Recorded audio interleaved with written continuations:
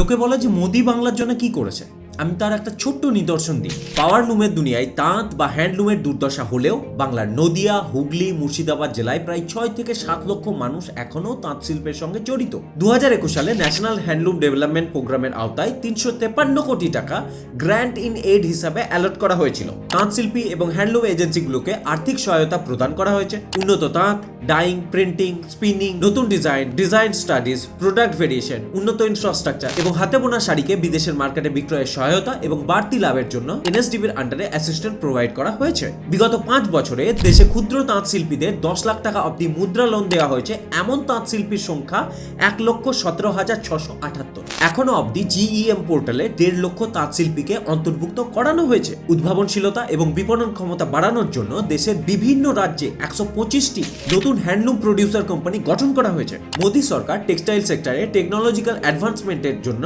17,822 কোটি টাকা বরাদ্দ করেছে, যাতে তাঁতিরা নতুন যন্ত্রপাতি ক্রয় করলে এককালীন সাবসিডিও দেওয়া হবে। অলরেডি এই স্কিম 2022 সালে 95,000 কোটি টাকার আর্থিক বিনিয়োগ সংগ্রহ করেছে এবং 35 লক্ষ মানুষকে কর্মসংস্থান দিয়েছে। আমাদের বাংলার এই বিলুপ্তপ্রায় তাঁত শিল্প কেন্দ্র সরকারের অভূতপূর্ব প্রচেষ্টায় আসার এক নতুন আলো দেখছে। এবার বলুন যে মোদী বাংলার জন্য কি করেছে।